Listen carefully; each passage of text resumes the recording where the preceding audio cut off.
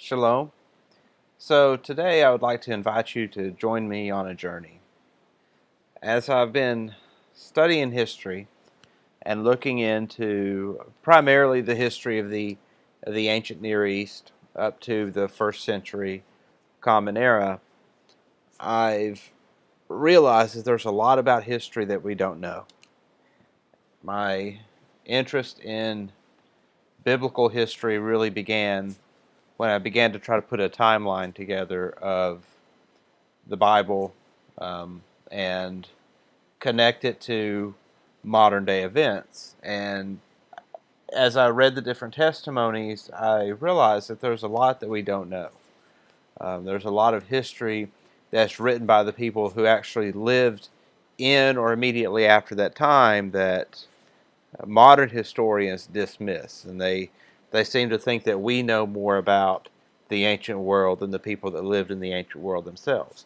There's also been a lot of history that's been intentionally kept from us, or information that's been misappropriated to another age or another um, location or movement in history. And so by changing names, by changing not just the names of people, but the names of movements or the names of cities or countries, this history has been hidden from us and obscured. And what I'd like to do is really just kind of get to the bottom of the matter. So part of my continuing study is that I've always heard that if you want to learn something yourself, teach it. And in the process of teaching it, you'll learn it much better than you would otherwise. So that's part of my purpose for putting together this series of videos. I expect it to take me quite a while to really get all the videos out and get it put on YouTube. So bear with me in that in this pursuit.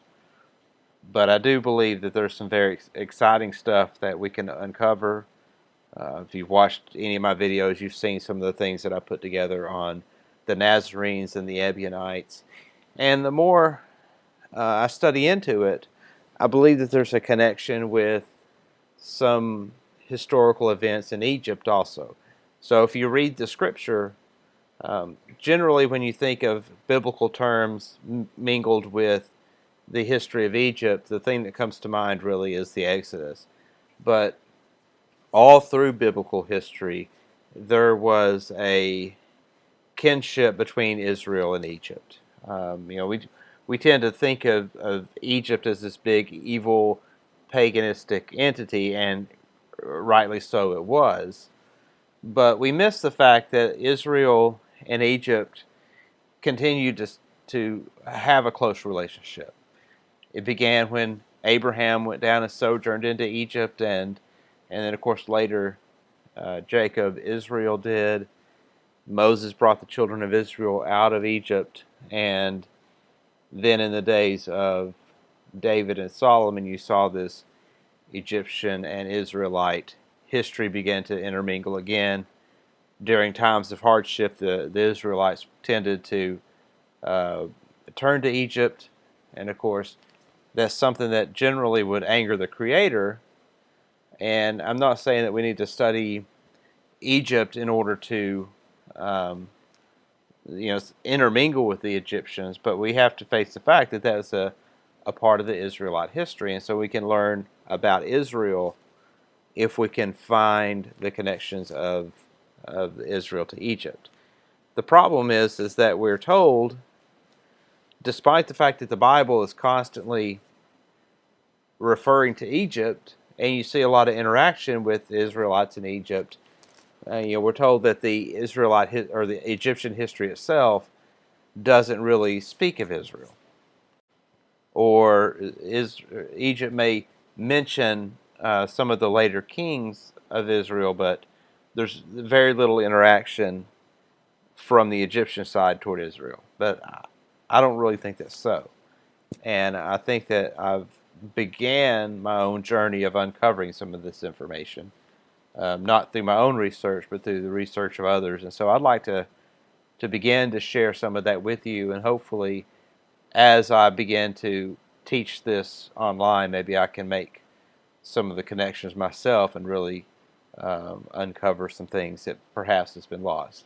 So we're going to start off with this first several videos. I'm not sure how long it's going to take to get through this book, but I'm going to start off by looking at a book by Immanuel Velikovsky, and the name of the book is Ages and Chaos.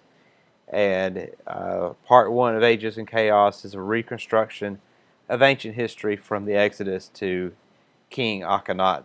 Now, King Akhenaten is, since the discovery of the Dead Sea Scrolls, there is a man by the name of Robert Feather that's written several books in which he believes that he's made some connections with the Essenes and this King Akhenaten and that period in history. Now, the interesting thing about King Akhenaten is he's known as the big heretic of Egypt because he put away all the pagan idols and turned his kingdom toward monotheism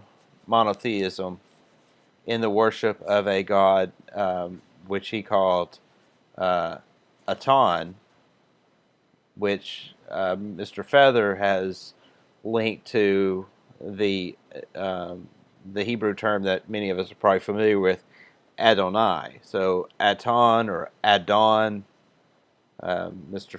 Robert Feather thinks that he may have actually been worshiping the God of Abraham. Now, most historians place Akhenaten back 13 to 1400 BC, and the theory is that he was the pharaoh who put Joseph in as his second in command, and that it was Joseph that turned Akhenaten toward the worship of the Creator. Now, but my question is, if we're going to believe that or think that, or if that's even a possibility, then that's terrific. That would be evidence of Israel, be evidence of the influence of the Israelite culture on Egypt. However, what if the chronology that we've been taught is wrong, and that Akhenaten did not live 1400 BC, but he actually lived 800 BC. He lived during the time of King Ahaz. So we're going to delve into this. We're going to see if we can uncover some of this history, and I'm primarily going to be doing it through the works of Immanuel Velikovsky. So we're going to start off in the introduction to his book, and this is just going to be a short introduction to this series of teachings. So hopefully this will kind of give you an insight as to what we're going to be looking at in the near future.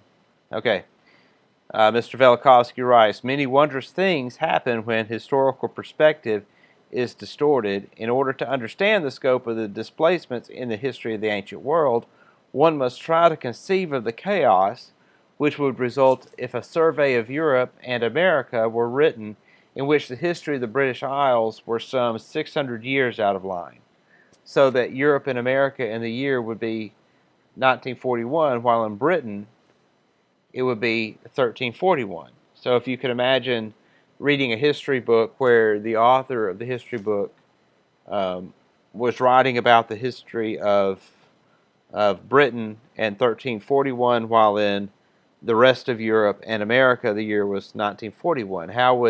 How off-center would everything be, and how many false theories would you come up with?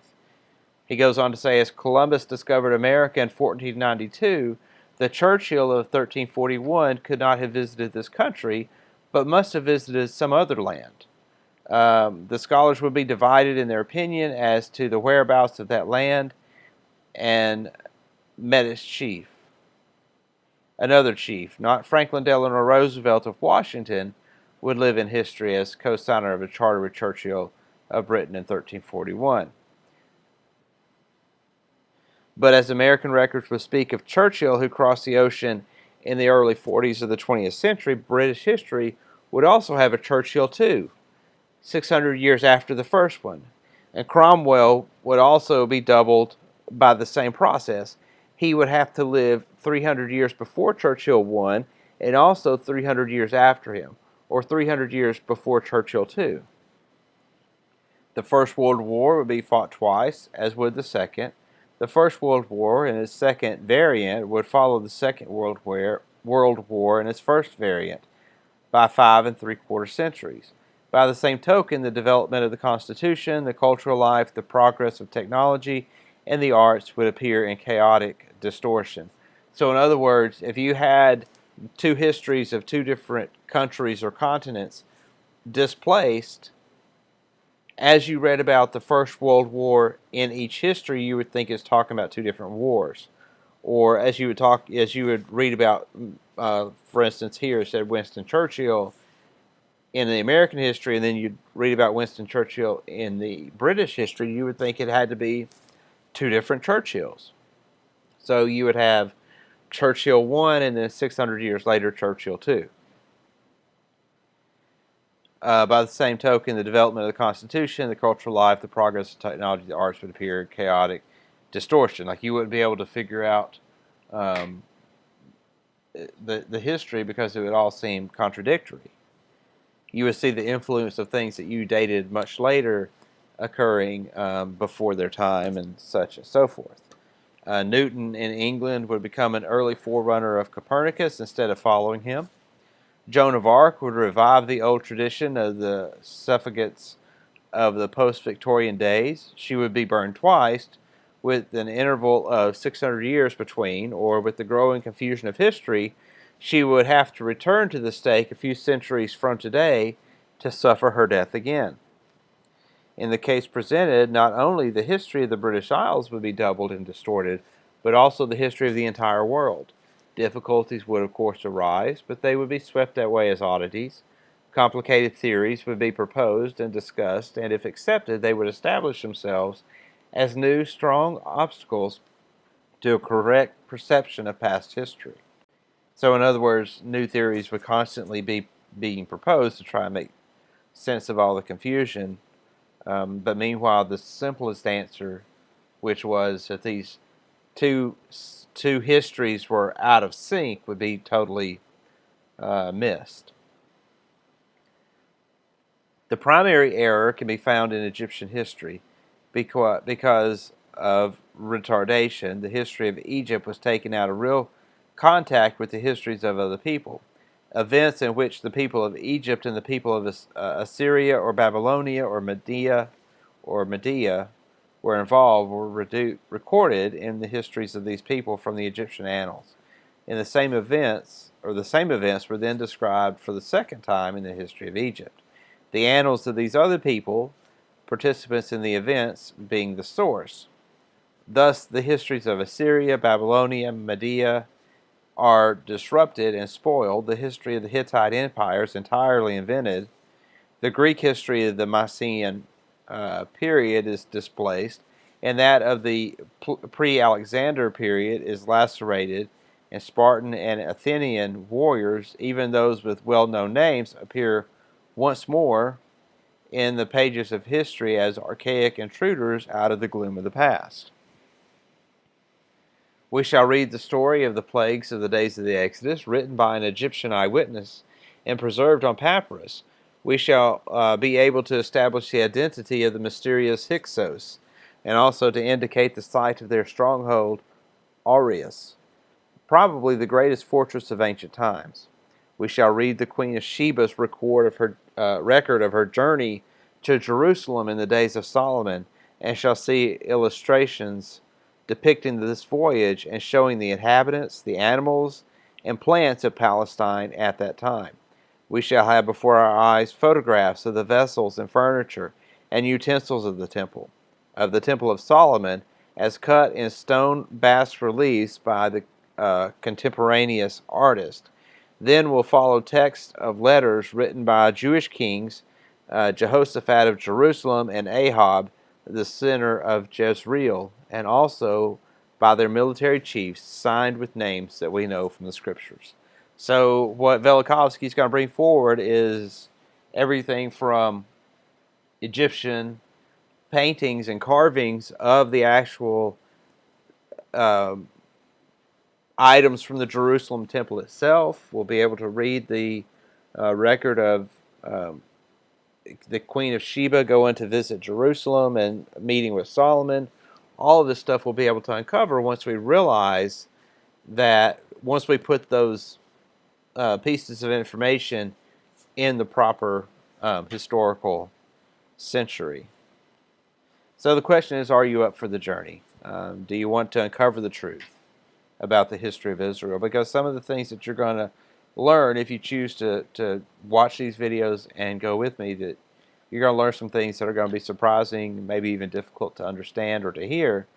But if we want to know the truth, if there is a connection to Akhenaten, if there is a connection to Egypt, if we can learn information about some of the lost sects of Judaism, like the Essenes, that maybe have a connection with Egypt, or maybe there's some documents, Egyptian documents, that shed some more light on mysterious groups like that, then I invite you to join with me, and we'll see if we can uncover some history. So thanks for listening, and shalom.